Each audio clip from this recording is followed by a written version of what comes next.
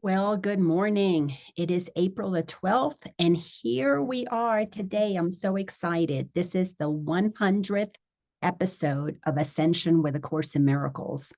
When I received the inspiration to hold these Wednesday, 12 o'clock Eastern Time gatherings, I was just so blown away because I could feel the presence of the Creator just saying through me, I am going to share information that is going to help humanity navigate these very bumpy times. And I was just so excited to be part of this mission, if you will. One of the beautiful things that has happened to me, so many amazing things have happened, but one of the really beautiful things is that in surrendering to doing God's will, I have found not only a peace, a joy, but a purpose that I did not realize I was missing. And I always thought my purpose was to work really hard, to get educated, to get ahead, to make money, to have a family, to raise my kids, to be, copies of myself, Xerox copies of myself. I would train them with what I knew, and I would instill in them the same kinds of beliefs that I had. And off I would be, this successful person, having done all the things I was supposed to do. Check, check, check. That was my purpose. Then I entered this amazing journey. And in this journey, I began to realize I was having realizations. That's what to realize means, to have realizations of the more that there is that we have been kept from knowing. You see, the world operates in frequency. There's the high frequency, there's the low frequency. Like on your radio, you can tune it to jazz music, you can tune it to country music, you can go wherever you want. It's a frequency. You move. The ones that you could say you like could be the high frequency for you. The ones you don't like could be the low frequency. Or you could be even more specific. If you use the teachings of David Hawkins in Power versus Force, he calibrates for us music. There's a high vibing music that is really, the resonance of it is vibrates with your soul. And then there's the music of killing them and drug addiction. And, I hate everybody. I want to kill myself. I hate my life. Well, those are pretty low vibes. So when you understand that everything operates in frequency, then the world begins to make more sense. High vibe is anybody who recognizes, realizes, has come to feel the presence of an energy. This is life. You can call it life. You can call it God. You can call it whatever you want to call it. It does not matter. It operates equally in everything. So this life force is moving through each and every one of us. And when we are moving because it's guiding us, we are in high vibing frequency. When we are blocking that movement, when we are opposing it, obstructing it, blocking it, whatever word you want to use, we are contracted, we are in low vibes. So as children, when I'm watching my little grandson, and I know that I was supposed to move to Colorado so that I could witness the what truth is all about. So I could witness God on this planet right now through that little boy. He is moved. He doesn't, before he goes to bed, plan, what am I going to do tomorrow? Let me create my to-do list. I'm going to play in the sandbox. I'm going to help my abue. That's what he calls me. Abuelita, which is grandmother in Spanish, but he says abue. And he says it the cutest little way. Abue, abue. It's just precious. Anyhow, he is going to help abue shovel snow. He is going to, yes, we have a lot of snow we have to shovel so we can get it off the grass, get it off of the flower beds so I can get in there and start playing with the flower beds and start nurturing the plants that are there. It's still too early to plant because there's going to be a few more snows, but we want to get the 3 feet of snow that has been on the garden off of it. Let that ground begin to get some sunlight, some sunshine, and begin to dry up so that the roots can do their thing. So it's really exciting to see the plants that are already there, already starting to get green. It's amazing the way life works. You put me under 3 feet of snow for a couple of days, I'm dead. But you put these plants under 3 feet of snow, doesn't face them. They just go to sleep. They take a nap. and they hibernate, and then they're ready when they're ready. So Ryder does not plan the night before all the things he's going to do the next day. I mean, this is when I'm going to go to the bathroom. This is when I'm going to eat my lunch, the blah, blah, blah. I'm going to see these people. He is moved by life force. He wakes up in the morning and he does what he feels like doing. That's the natural state of being. The unnatural state of being, the low frequency way of being, is to block that, is to restrict that. So instead of a child wanting to wake up whenever they wake up, we set up an alarm and we block their sleep. We set an alarm. This is when you want to get up. No wonder my teenage children used to hate getting up, because their natural rhythm was not to wake up at 6 o'clock in the morning, which was more of the parents. And believe me, that's not my natural rhythm either. But that's when they had to wake up so that they could be ready to get to school and have a very regimented day. And then they get home and everything is regimented. There's these sports and this activity and this homework and then dinner and then, do whatever, you go to bed. And we repeat those cycles. Well, that is blocking life force.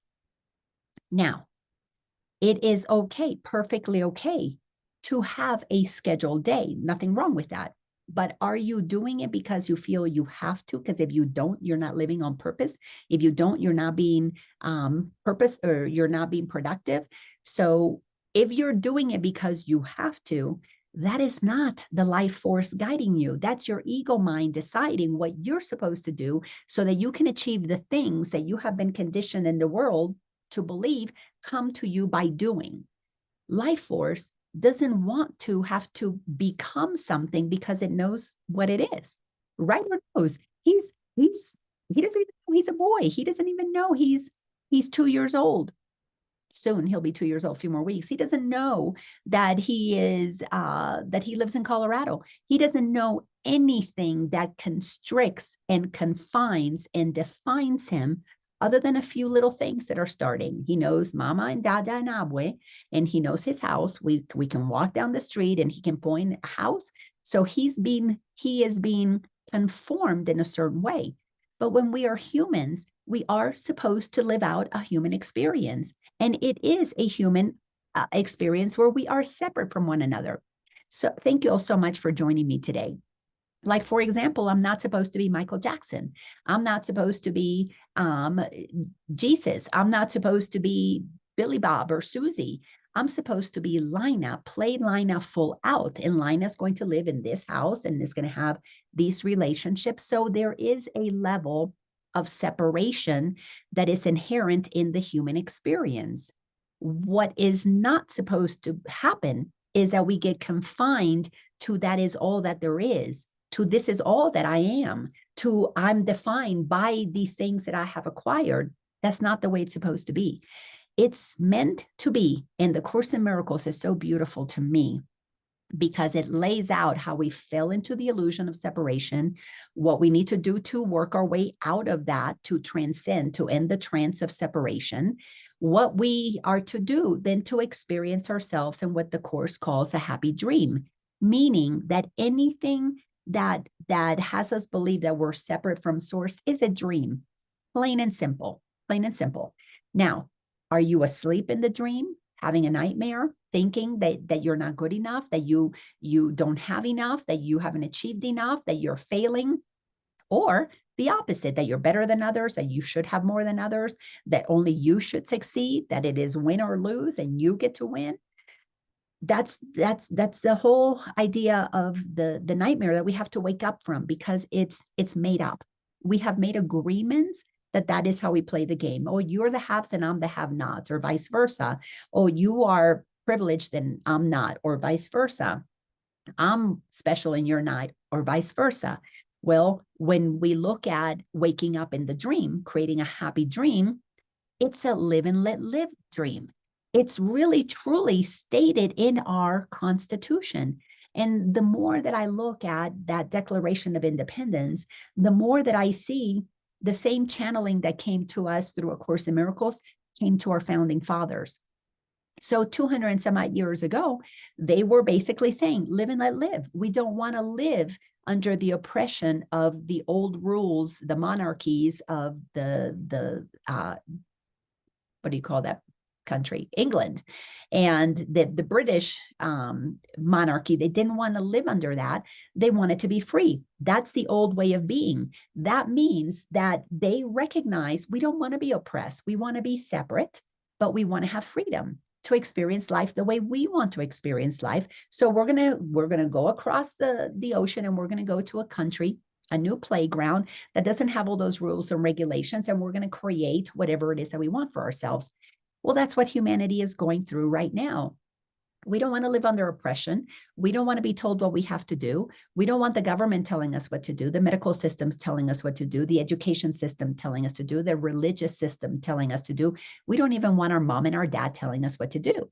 We want to be free to be ourselves. So what are we doing? We are sailing across the ocean blue. We are moving from living in a nightmare to waking up in the dream, where we experience separation with respect, collaboration, communication, transparency, co-creation, where everybody gets to live and let live. But to be able to live and let live, you need to know who you are. You need to return to being like a little child so that you can enter the kingdom of heaven. And what is the kingdom of heaven other than coming within and realizing that we are what brings heaven to earth? We are that non-physical spirit that comes to earth to bring joy, to bring our light, to bring that childlike sense of wonder that has been missing for thousands upon thousands of years because of the indoctrination that we've been receiving. And the reason we have not been operating from our true essence is because we have been conditioned generation after generation after generation. We pass down the sins of the fathers onto the children, or the sins of the mother onto the children. So the dysfunctional side of ourselves, the controlling side, the lack of trust, the lack of integrity, the lack of honesty, the lack of transparency, the lack of kindness, of generosity, we pass that on to our children because we indoctrinate them in what we know. And even if you think you're not, they're listening because they're little sponges. That's part of the game. That's what creates the sense of, and I was talking to one of you yesterday, that's what creates the sense of our ego. Our ego is nothing. It's nothing. It really is nothing. It's not a thing. You can't find it. It's not in your left, well, my left ear over here is not in your right ear. It's not behind your shoulder. It's not in your knee. It's not even in your field. The ego is nothing but a thought system. It's beliefs that you hold based on the perceptions that you have. So when you perceive yourself as I'm a child and I'm smaller than you, and you're the parent, the teacher, the preacher, you have power over me, then I begin to think that because you are powerful, you're the haves and I'm the have-nots. You're the privileged and I'm not. Then I need to earn my way to become like you. So what happens is that the ego is nothing more than a container. In my workshops in the power of awareness, I call it the filing cabinet. And we file away all of the information that we're given. And what happens is that when you identify yourself with those thoughts, I am this, I don't have that, I am not that, whatever it is, then we live our lives according to those beliefs. Because if you believe that you are free, you cannot at the same time think you're bound. Now, you could think you're free in the morning and bound in the afternoon. You can change your thoughts. Absolutely, you can have both thoughts. And this is what the Course in Miracles is teaching us, to train our mind to sort out through those thoughts. Sort out the filing cabinet. I don't know how many of you still use filing cabinets. I now have a filing drawer, but in my filing system, I use color-coded folders. So in my thought system, I use coding also. These are high-vibing thoughts. These are low-vibe thoughts. These are thoughts that align me with truth. These are thoughts that do not. So I've been little by little sorting out. And believe me, when I started sorting out my mental filing cabinet, the bulk of my thoughts were of limitation, of negativity, of fear, of shame, of greed, of jealousy, of revenge. It was like, oh my God, my mind was filled of very low frequency thoughts. This is when I began to study the teachings of Power versus Force by Dr. David Hawkins. I began to see all my thoughts, low frequency, low frequency, low frequency. Yes, there were some high vibe thoughts in there as well. Loved my children, loved to have fun with my friends, loved to play tennis, high vibing. I was outside. I loved doing things in the community. But all of those high vibing thoughts were less compared to all of the thoughts of what I needed to do, what I needed to become, how much I had to get, afraid that I wasn't keeping up with the Joneses, afraid that my friend talked to somebody about me, worried that what my kids' teachers were thinking about me. My kids didn't do their homework, they better do it. Controlling the teachers to ensure that my kids would get certain things and not others. All of those crazy things. What car I drove based on what people might think about me, or what status, what did this symbolize? I was in sales for a long time. I needed to take clients out and about, whether I did it in advertising sales or I did it in real estate. I wanted to make sure they saw that I had a nice car, that it symbolized certain status. Now, there's nothing wrong with wanting wonderful things, but what are the thoughts in the background? Well, those thoughts in the background, called subconscious thoughts, are what runs us. Our conscious thoughts, oh, I am hungry, I'm going to go to the refrigerator, are very few and far between. When you know a specific thing that you're wanting to do, and then you get to the refrigerator and you go totally unconscious and you just grab whatever and you eat it and you put it in your body, and you give no conscious thought to what are the nutrients in those foods? Where did this come from? So sorting out through that filing cabinet requires an incredible amount of honesty. But the Course says it starts first with a willingness to look at your thoughts and decide, is this true or not true? So when I was inspired 3-4 years ago to start this Ascension with A Course in Miracles, I was so excited that God was saying, you know what, Laina, you are going to be one of those few spiritual teachers, spiritual in the sense that teaching from something like A Course in Miracles, speaking of consciousness, of enlightenment, speaking of things like transcending ego. That's what I label spirituality. But you're also going to talk about how that impacts day-to-day life. You're going to combine that with politics. You're going to combine that with medicine. And I was like, oh my gosh, why am I getting picked to be the one that talks about these things? Why can't I just talk about the fun, joyful things of enlightenment, connecting with, the higher beings, or grabbing crystals or things like that? Why do I have to connect politics and spirituality? And it was so simple. That's when it crystallized that A Course in Miracles basically says what's in the Declaration of Independence. And when you leave the people out, when you leave who channeled A Course in Miracles, who basically said, I know that what I'm channeling is true, but I don't believe it. Her thought system could not accept what the Course is saying, which is her ego, but her soul knew it's true. I'm channeling truth. That's why the Course has gone on to do what it's done around the world to help so many people. Our founding fathers. So they write all these, and they were all men, all these men get together and they start writing the Declaration of Independence. And basically they're talking about all men are equal, created, endowed by the Creator with life, liberty, and the pursuit of happiness. And they were slave owners. Many of them were slave owners. How can that be? If we're equal, how can you have slaves? Well, no different than Helen Schuckman that channeled the Course in Miracles as our founding fathers who channeled this beautiful truth that are in the Declaration of Independence. It's the same thing. Our human ego is still there. Their filing cabinets had information about how they should be in the world, and then they received something that was otherworldly, that was not in the world, but it was coming through them as channels to help make the world a better place.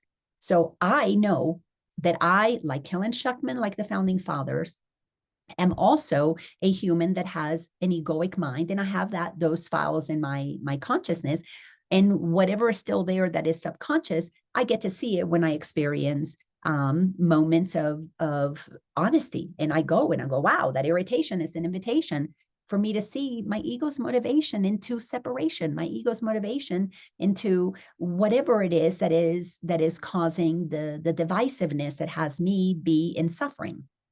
So once you can see the bigger picture and you realize that that internal work that we're doing to access the aspects of ourselves that we are projecting out into the world, the specialness or the victimhood or the whatever it is, bulliness, when you are aware of that inside of you, many of us are being asked to become lights in the world and to serve in ways that are not your traditional spiritual ways. I've not been asked to go to the Himalayas and sit, and chant and om on a lily pad for the next remainder of my life. That's not my path. My path is not to become a monk here in America. My path is not to be a typical spiritual teacher that just talks about how to um, love and light and just reach love and light. I was given the task to do the dirty work, to go inside of the consciousness of a person, to look at their filing cabinet and say, this thought is not serving me. But to do that, this is where the dirty work comes in. You must get over yourself. You must humble yourself. You must stop thinking that you're right about what you believe, because it's in that righteousness that the ego blocks us from seeing the very low vibing thoughts that run our lives, and they operate unconsciously, subconsciously, whatever title you want to give it, meaning they're below the surface. When you look at an iceberg, you see the tiny little tip, maybe 5%. What's underneath the iceberg? That 95% that anchors it into the ground or anchors it in the weight that holds it still and it's not floating off. That what is below the surface is the dirty work. You got to go in there and excavate the beliefs that you think about yourself that are contributing to the nightmare, that hold us in the frequency of separation as a means of self-preservation. When we are protecting ourselves and it's all about me, we are in service to ourselves. And no matter how much you might be doing good works and you might think you're being helpful to others, that 95% in the background is doing it for a selfish reason. There is a motive behind that, and that's a very difficult thing to discover. That requires incredible honesty. Course in Miracles is, I have never found anything as gentle as A Course in Miracles to help us discover those thoughts that run our lives, and are the accumulation of those thoughts is what the ego is all about. While we're in human form in the 3D world, we're going to have an ego because we're here to protect and defend the body so that we can have a human experience. Nothing wrong with that. But when we are not just protecting our bodies from the saber-toothed tiger that is coming at us, we then, what do we begin to do? We use those beliefs to protect ourselves from others. That creates a thought system in our mind that we are weak, that somehow I'm alone and I've got to do this all by myself, which are the thoughts that my little grandson is starting to have. I do it. He's independent. No, when mama wants to help or Awe wants to help with whatever it is, no, and actually he doesn't say no, he says nopa. Maybe he's part Greek, opa. Anyhow, so he gets into his own little space where he wants to do it by himself. And that's beautiful. When that becomes, I do it all by myself because I can't trust anybody else, we're feeding our ego one of the greatest lies ever, that we're all alone and it's me against the world. When we are like what we're doing with Ryder, is reminding him, God is in you. You've got the life force in you. You've got this beautiful creative energy in you. Is that leading the way? No, he doesn't understand these words, but we are planting the seeds to help him grow into his adulthood, knowing the truth of who he is, not conditioning him into what we think he should be, but rather we are bowing to the essence that is already magnificent, born in him, that we are learning from. Let him guide us. So when I was, again, I know these stories, I just let whatever's being transmitted through me come through.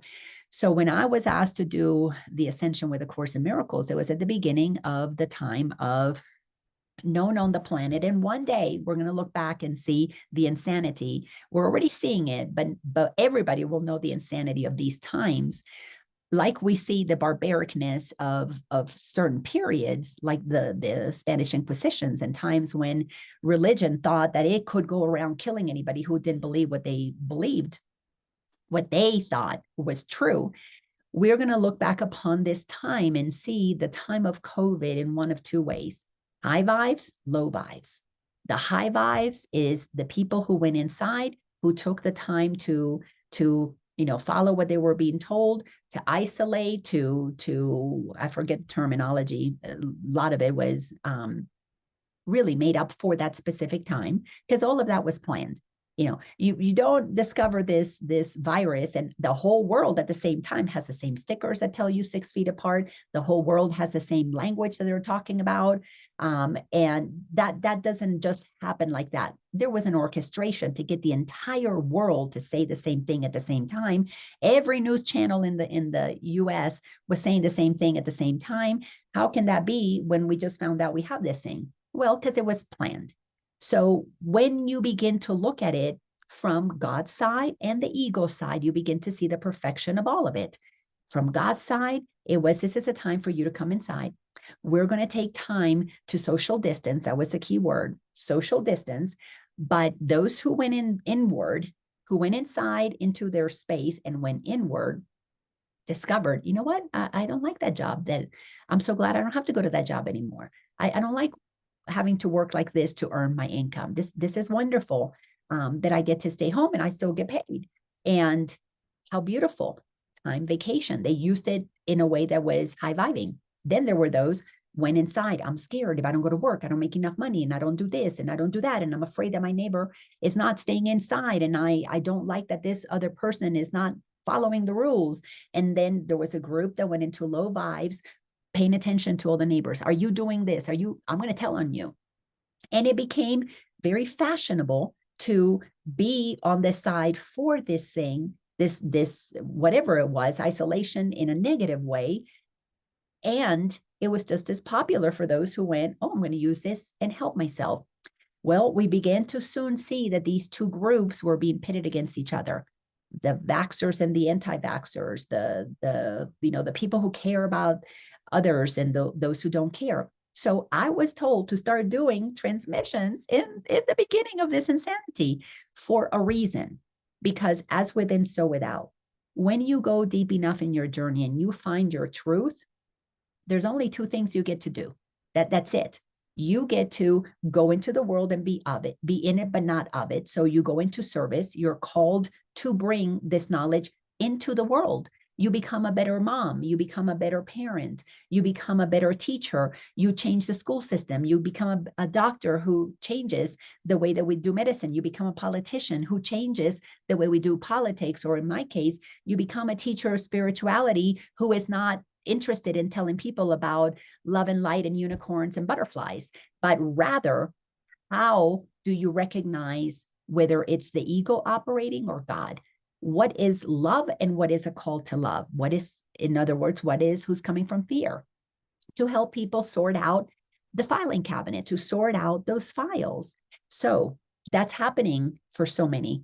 But you can also utilize what was happening in a very different way. You remain one who is not being called to do any of those things, and you hold the frequency, the vibration of this new earth, of the happy dream that Course in Miracles is speaking about. Because we don't all need to go out and change the world by doing something, but we change the world by being the light. Because when you're being the light, you emanate truth. You're transparent. You have nothing to hide. Now, it doesn't mean that gives you permission to go around and tell people what you're seeing that they're doing wrong. It just means that you understand that we live in a world that is like a play. Everybody has roles, and you see the roles. You don't judge the roles. You accept that every single role is important to the entire production of this movie that we are inside of. However, when you are in that knowingness, in that you have transcended the trance, you ended the trance, and you're in that transcendent state, you recognize that you're not here only to be a part of this movie. You are co-creating the new movie. That's what the happy dream is all about. So your time may not be out there changing the system, but it's in here imagining it. So my little grandson, he is a teacher. He's teaching me how he is just totally, completely co-creating a happy dream. He wants to do the things that are fun, that are easy, that are joyful, that is exciting for him. That is the happy dream, where everybody gets to live from the essence of who they are, guided from within, so that God can express itself in all of the ways that God can express itself. To be able to do that, we need a world that encourages and allows that and protects that.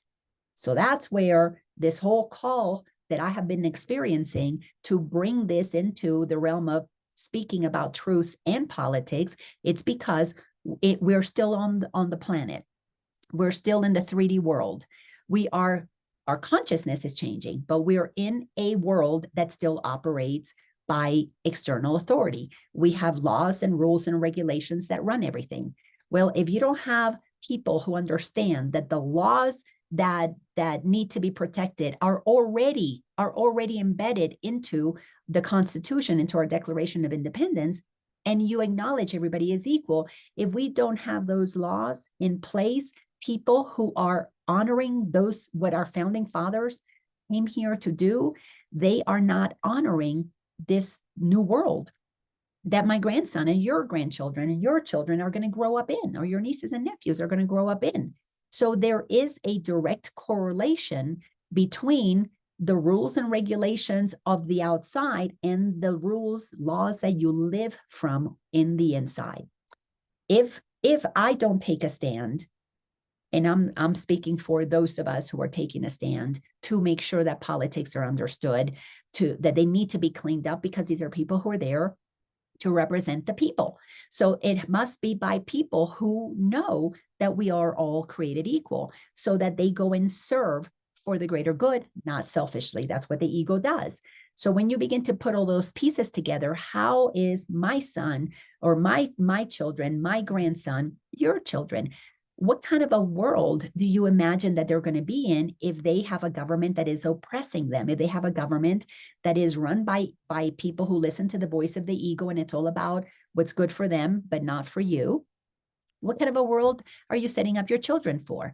So when you get clear enough that you know who you are, for me, sitting at home chanting Om was not an option. It's not my calling. Let me just say it's not an option. It's not my calling. My calling is to bring it out there and say, I want people who are in positions of power, who are aligned with understanding the truth, that we're all created equal. We're all eternal beings, meaning nobody here should be operating in fear. Everybody should be here experiencing life the way that they want to experience it, which is why we have liberty to be ourselves. So the laws need to be created in such a way that they honor the freedoms of the people.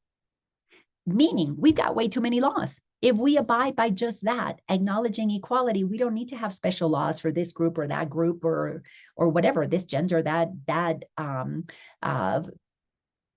what do you call it? Color, skin color, or religion. We don't need laws that honor everybody's different thing, because that divides us. What we need is to return to the truth. That's why the Course in Miracles says that there's only one problem and only one solution, and it's the authority problem. If you know you are who the author of your life is, that's what authority is. If you know who the author of your life is and you connect with that life force, you honor that in another person. You don't need to be told to respect this group or that group or this gender or that gender. It's an automatic. You live and let live. Everybody gets to do whatever it is that each person wants to do.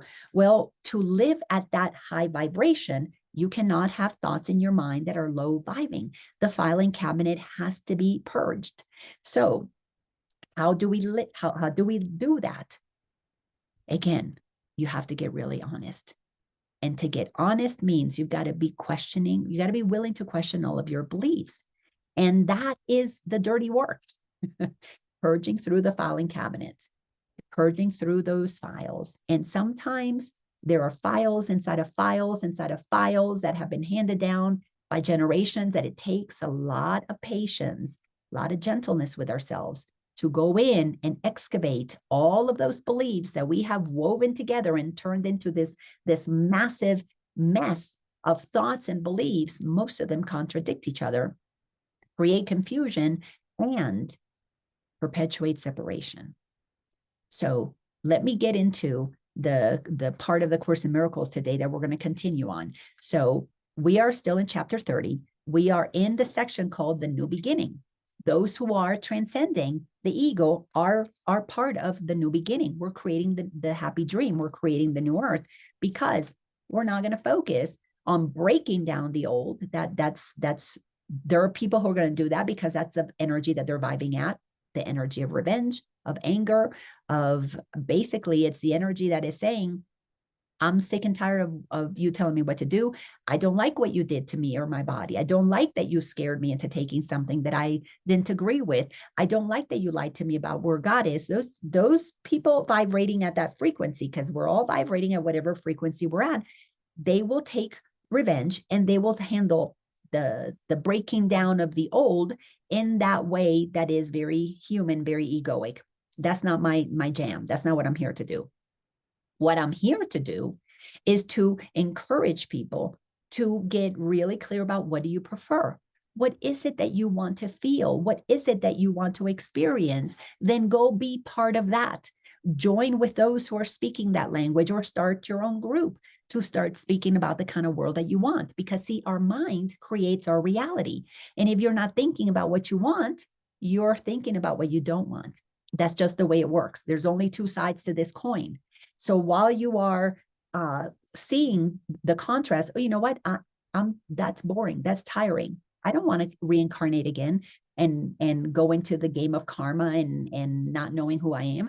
I'm very clear. I want to play with people who are conscious, who are born into a world of conscious parents who remind them who they are so that they can grow in alignment with that truth. That's the world that I'm focusing on. That's why I'm here with Ryder, because the world that he lives in, what he imagines, that's the world that I want for all of us. So I'm learning from him. He's my guru. He's my greatest teacher right now. So it has to incorporate honesty. He doesn't hold back. When he feels something, he lets it out. It includes play. It includes ease. Everything for him is so easy and fun. Why? Because he expects that he's entitled to the miracle of his toys being where he wants them when he wants them. He expects that sandbox to be there. And right now, it may have had snow that melted and turned to ice, and we're chipping it away, but he's having fun in the wet sandbox. He's just playing in another version of the same playground that he wants to be a part of. Well, that's what's happening to us. We are learning how to play with one another in the playground where everybody is really truly operating from all men and women are created equal. We all have eternal life, so don't sweat the small stuff. If you don't get it done in this lifetime, you got another one. And you're free will. You can decide what it is that you want to do. You don't have to go through 4 years of college to have the career that you want. You can have no college. You can have some college. You can have, create your own idea of the education system that you want. You can go be an apprentice somewhere. There are no rules about how it has to be. You don't have to go through 12 years of schooling. You might figure it out in 4 years. We are moving to being led by the children who are operating from the truth of who they are to remind us what we have forgotten. And when we begin to see them and we begin to want to be more like them, we return to being like a child so that we enter the kingdom of heaven. So this world, we have to create the rules and laws and regulations that allows for this to happen and not be imposed upon by the tyrannical governments of those who are listening to the voice of their ego.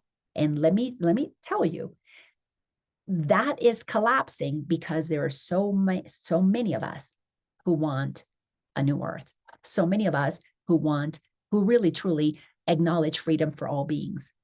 Those who don't need a special law for LGBTQ because they're not special. They're not, there's nothing about them that should be treated any way other than everybody else. So when you acknowledge everybody's equality, we don't need all these rules that control people. When you don't need all those rules, you don't need all the police to police those things. Over here, or the judges and the legal system and the punishment systems. Over here, you acknowledge that for everybody, live and let live. Everybody lives their lives with freedom. We don't need a big government because you don't have to enforce rules and laws and regulations that are unnecessary to those whose filing cabinet has been purged of limitations and live from a place that emanates from within and acknowledges the beauty of diversity, acknowledges the magnificence of free will, recognizes that the world is designed, this planet specifically is designed for diversity. That's what God is experiencing on planet Earth, is the ability to show up in so many different ways. That is so beautiful. And when you know that, you don't need a law to tell you that, because you don't need an external law from an external authority. You're operating from the inner authority that says you love all beings. And when you love all beings, you free them all to be themselves. So to shift to that, we have to create the systems that while we appear to be humans and have bodies and need houses and food, you want to be part of the system that ensures that the food is not tampered with, that the air is not tampered with, that the water is not tampered with. You want to immerse yourself in ensuring that the systems that are necessary for education are in alignment with truth. So I'm super excited that I was asked to do what I'm doing. For a little while, and my ego wasn't happy that I was going to be talking about politics. I'm a spiritual teacher. I'm going to be attacked. And boy, was I ever attacked. But I had God with me. Those attacks did not dampen my spirit. They just helped me see that I had to practice more forgiveness of those who didn't know what they were doing. They're operating from ego. They don't know what they're doing. They're under a trance. That's why we have to transcend in the trance that we have been in. And I began to experience more compassion, more kindness, more generosity, more gentleness for myself and for others. And I began to realize, okay, there is a bifurcation happening. What side am I going to be on? And as I continue to follow the guidance, I continue to come to the Course in Miracles and keep getting more and more nuggets. And that's what we're doing today. So in chapter 30, in the new beginning, we are in section 1, rules for decision. We have been told that we've got to make a decision, a very important decision, 2 actually so far. And the first decision is, what do you want to feel? What do you really want? Can you get honest about what you desire? You want love, joy, and peace. You want freedom. Well, once you know that that's what you want, then you go to rule number 2. And that is, don't think by yourself. Don't use the thoughts in the filing cabinet that is egoic. Make your decisions with God. Go to the filing cabinet and find only the thoughts that are in alignment with God. And guess what? They didn't come from the filing cabinet. They emanate from the essence of who you are. They're eternal, and they're the same for each and every one of us, because there is a life force that just wants to express itself. So it wants freedom to be itself, that wants to connect with others. So it understands love. It understands gentleness and respect. It doesn't need to defend itself because it knows truth. It operates from truth. It doesn't have to think it. That's why it doesn't need a filing cabinet. It bees it.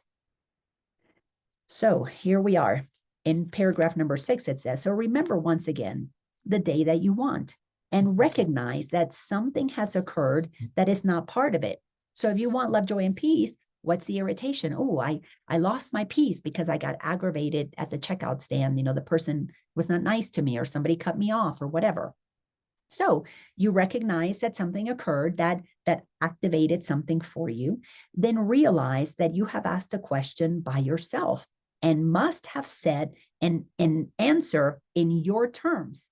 Meaning, if you're at the checkout and somebody jumps in front of you, or the cashier is not nice or whatever, if you go into, well, I shouldn't be treated that way, you're thinking with a filing cabinet. You're thinking by yourself. If you wanted a day, if you made the decision, I want a day of love, joy, and peace, then you have to think with God. What would God say? What would God do? Well, God wouldn't take anything personally because God's impersonal. God's not even a body. When you got to put these pieces together, you got to really think logically here. Reason with God. God is the energy of love expressing itself, and you recognize, oh, this person's having a bad day. They're calling for love. I, in that moment, can amplify my light and just, oh, I hope you have a better day, or is everything okay? Ask a gentle question. Is everything okay? You might find out that this person just got some terrible news and the boss won't let them off because the boss needs them to be there, because the boss doesn't want the people to the lines to get too long. And this person who might be hurting, who for whatever reason needed to not be there in that moment, because if you're not happy, that you're where you don't want to be. So you've got to get clear about what's going on here.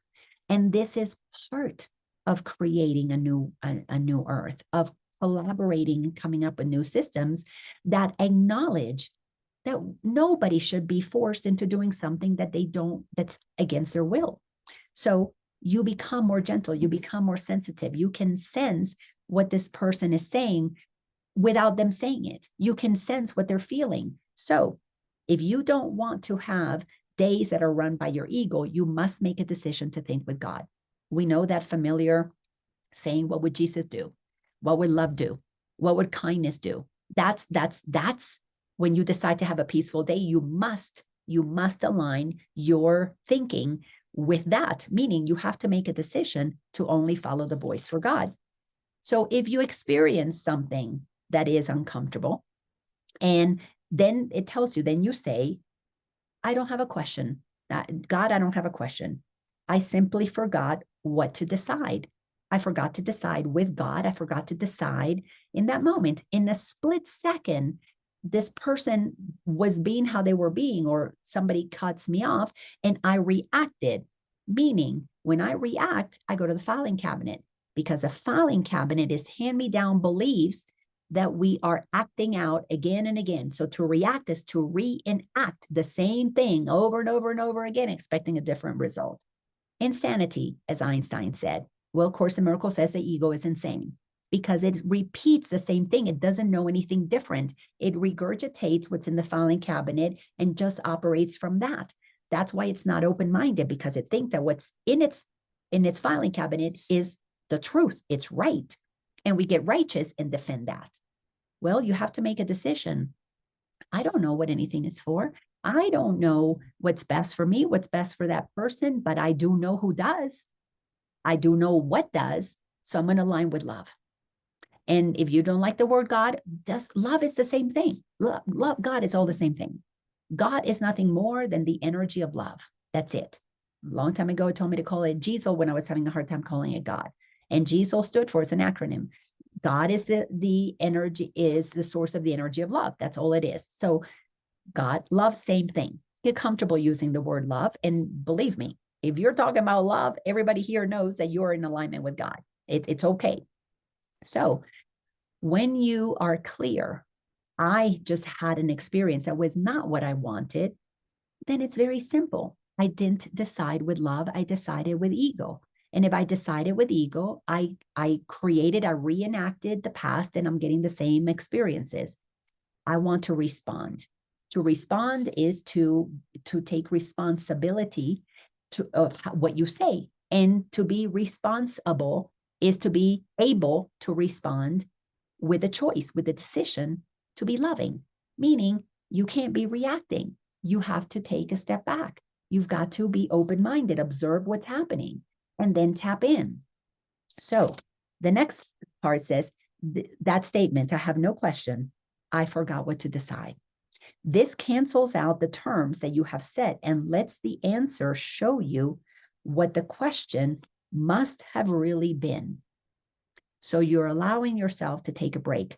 I forgot what to decide. I forgot to decide with God.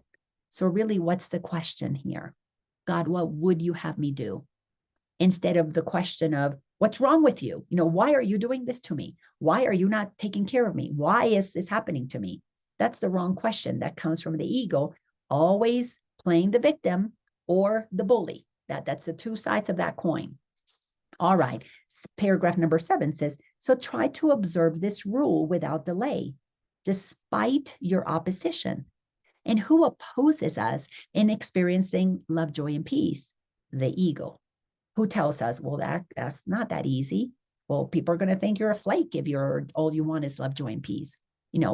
How do you make money? Just in love, joy, and peace. The ego has all kinds of thoughts and beliefs in the filing cabinet, hand-me-down beliefs that we keep repeating, never questioning because it's in our head. We don't question what's in our head. That's when you know you're asleep. If you can't question the thoughts in your head, you're in the nightmare. You think that you don't have the ability to question because you think you are your thoughts.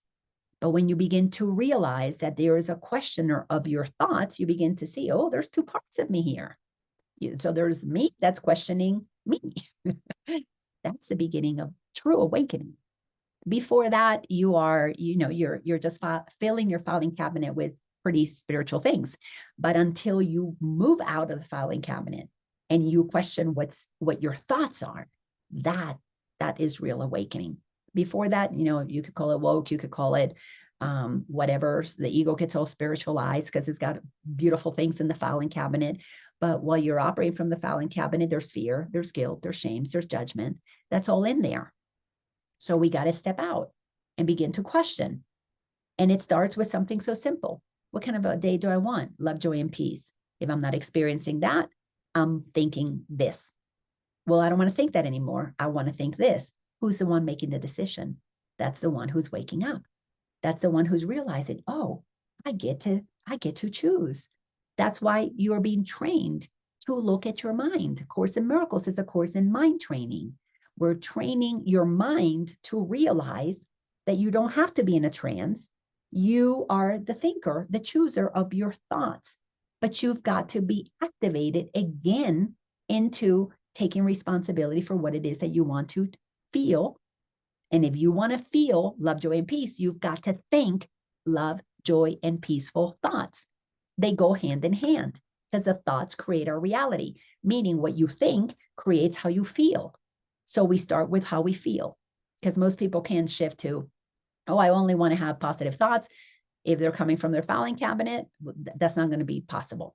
But if they realize that they want to feel good and they can be the observer of the thoughts that cause them to feel good and not feel good, then you've got someone who is really, truly committed to this path. Course in Miracles says all are called into awakening. All of us are called into returning to the truth of who we are. Some will begin the process. Very few will do the work. Now, the process to waking up begins for many through the self-help movement. Oh, I want to feel better. So I'm going to take more vacations. I'm going to treat myself to more vacations. I want to have more abundance so I can do more things for myself and for others. And we follow the path of get rich and, making money. And some want to experience love, joy, and peace. And we enter into the spiritual teachings that allow us to understand that we can be loving and nicer, and there are fairies and there are angels, and we connect to that.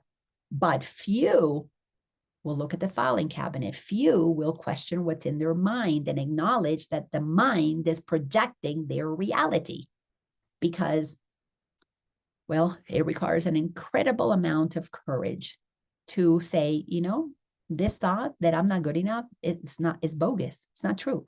This thought that God doesn't care about me, that's bogus. That's not true. I'm not going to think that thought anymore. That takes courage.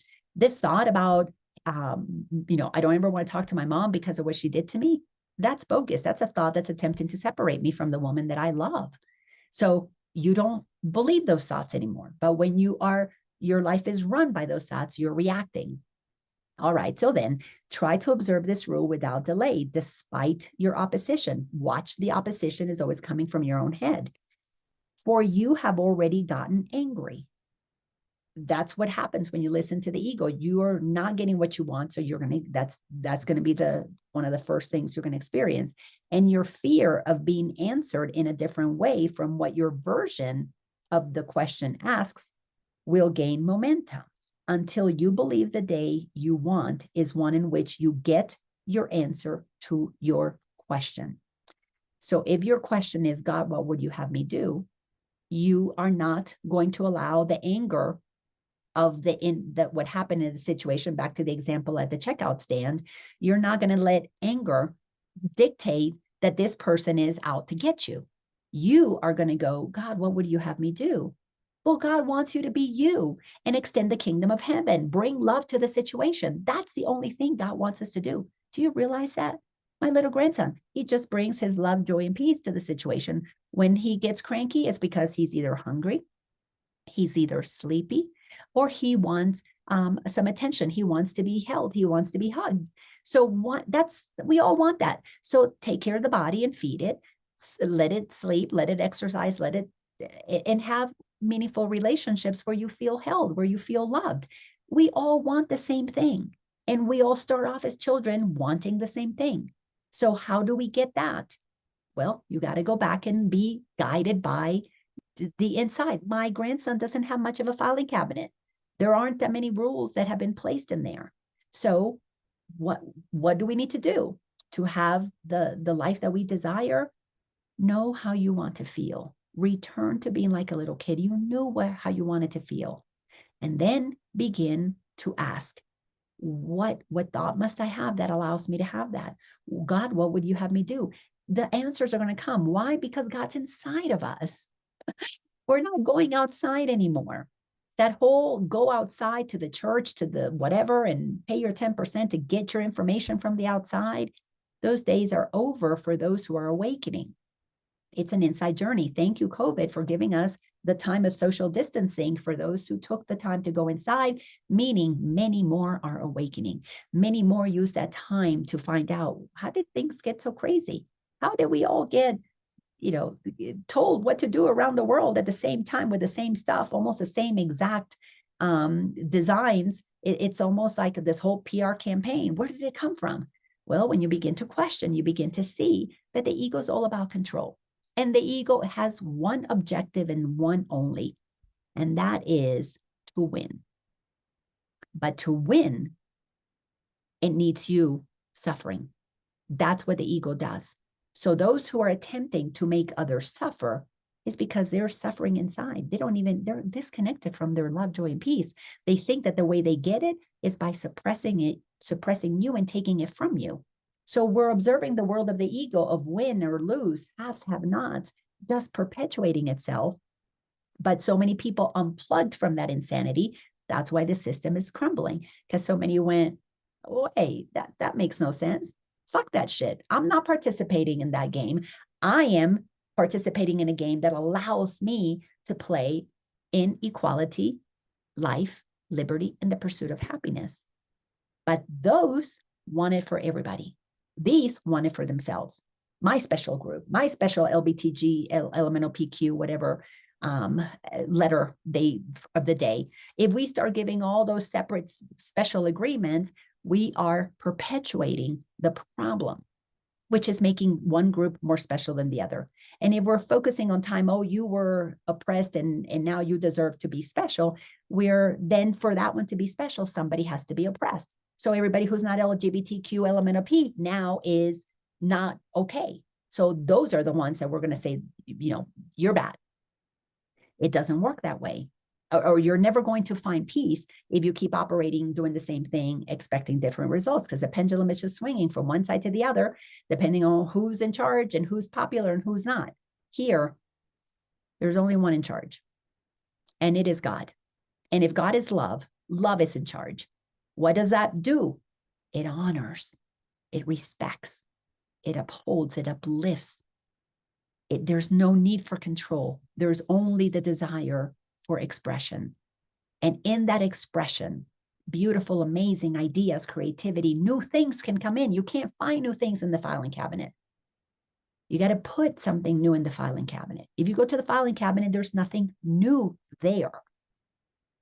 But for something new to come in, you got to open yourself up to God. And it says so simply, start with how you want to feel. I want to feel love. I want to feel peace. I want to feel safe, truly safe. Connect with God. You're not going to find safety with those that think that they're in control. Never will you find safety. You may find a level of caretaking from them, but it comes at a cost. If you want them to keep you safe, you're going to have to give up something, your freedom, period. If you want to be free, then your safety has to come from God. So as we continue this, and you will not get it, for it would destroy the day by robbing you of what you really want if you're listening to the ego. This can be a very hard to realize when once you have decided by yourself the rules that promise you a happy day, meaning when you've decided to create your happy day with the ego, it's an uphill battle and you're going to have to prove yourself. You're going to have to earn it. When you have decided to have a happy day with God, it's because you know happiness is within you and you're just being happy. It doesn't matter what they do, what they don't do, what they say, what they don't say. Your happiness is going to emanate from your withinness, because that's where happiness is. You are the bringer of the happiness. That is what we're learning, is to come back into the kingdom of heaven, realize everything that has true value, that the world does not necessarily value, is already in you. When you bring it and extend it, you co-create it, but you're not going to get it from the outside. So to seek for, your safety from the outside, from money, from the government, from the police, from the this, that, or the other, is to be insane. It's to deny the truth that is already in you. Yet this decision still can be undone. The mistakes with the ego, they can be undone by simple methods that you can accept. Paragraph 8 says, if you are so unwilling to receive, you cannot even let your questions go. You can begin to change your mind with this. So if you're not ready to give up the old egoic thoughts, you can begin with this. At least, this is a statement, at least I can decide that I do not like what I feel now. That is massive. It's the beginning of a powerful, powerful journey when you can say, I don't like how I feel. I don't like how I feel. I can at least make that decision. How I feel is not to my liking. Because if you can get honest that you don't like how you feel, then comes the curiosity. Well, how would I prefer to feel instead? And once you're curious about what you would prefer instead, then you will at some point know that you've got to begin to think differently. So this is a beautiful, beautiful process. Let me just continue here and finish this section. This much is obvious, and it paves the way for the next step. It paves the way for the next step. And the next sentence is, having decided that you do not like the way you feel, what could be easier than to continue with this statement? And so I hope I have been wrong. That requires incredible maturity to say, wow, I hope I was wrong about that. I hope I was wrong about that choice to get reactive with that person. I hope I'm wrong about that. That's the only way I can do things. Because if I was wrong about that, then what would have happened that would have been the right way? The way in the Course in Miracles doesn't use right and wrong to beat us up and to reward us. It uses right or wrong to say wrong mind is the ego is going to keep giving you the same things, expecting different results, insanity. Right mind is to come to the side with God and begin to think differently. That's going to give you a right result that connects with a high vibe. Wrong mind, low vibe, right mind, high vibe. Very simple. You keep it, but the only way to understand vibes, frequency, is to feel. When you are thinking with God, high frequency feels open. You feel excited. You feel available. When you're thinking with the ego, you feel tight, tense, contracted, unease, disease. All of those things is by thinking with what's in your filing cabinet. Well, I hope that you've enjoyed this. If you want to share anything about today's conversation, today, episode number 100, so exciting. Please unmute yourself and share if you received any nuggets. If you want to share, you can. If you don't want to share, doesn't matter.